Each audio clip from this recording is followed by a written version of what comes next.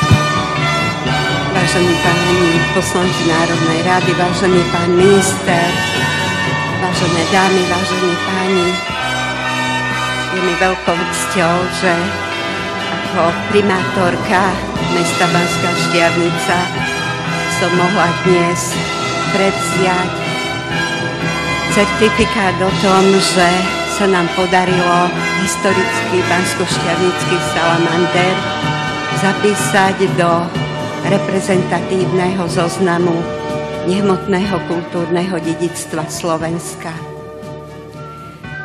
Toto vzácne duchovné dedičstvo, ktoré nám zanechali naši predkovia, ktorý pochádza vlastne z čias, kedy v Banskej Štiavnici sídlila, dovolím si tvrdiť, prvá vysoká škola technického zamerania, Banícka akadémia, jediná a jedinečná, ktorá odchovala veľmi veľa odborníkov, veľmi veľa vedcov, konštruktérov a zanechala nám aj takéto naozaj veľké duchovné bohatstvo, ktoré sa ani rokmi nestratilo a najprv ho udržiavali u nás rudné bane, tak ako bolo povedané. Od roku 1992 túto tradíciu udržiava mesto. Mesto Banská Štiavnica aj vďaka takým ľuďom, ako tu stojí pani inžinierka Štepáneková, ktorá aj vzhľadom na svoj vek dokáže každý rok zorganizovať viac ako 400 účastníkov tohto sprievodu, ktorí prejdú ulicami mesta v rôznych kostýmoch a naozaj tá multikultúrnosť, ktorá v Banskej Štiavnici bola, a dovolím si povedať aj je, vidno aj na tých jednotlivých obrazoch salamandra, naplňa tento vzácny salamander každý 2. septembrový týždeň, kedy v Banskej Štiavnici sa konajú aj oslavy Dňa baníkov, hutníkov, geológov a naftárov, ulice nášho mesta, a dovolím si tvrdiť, že je jediný a jedinečný. Ale zároveň by som sa chcela poďakovať aj všetkým tým ľuďom. A naozaj tá veková skladba je od detí až po ľudí, akých ste videli tu, večného študenta, napríklad pána inžiniera Urbánka, ktorý má viac ako 80 rokov a kráča v tomto sprievode. Ďakujem vám všetkým, ďakujem vám minister a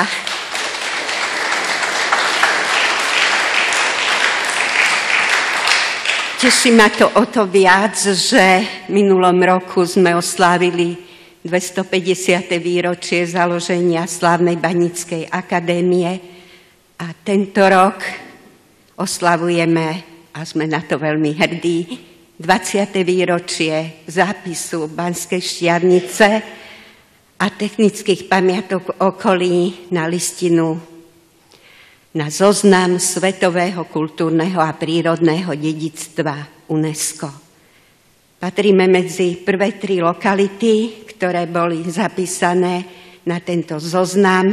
A je taká paralela, že aj naša republika oslavuje 20 rokov a aj Banská Štiavnica od dňa zápisu.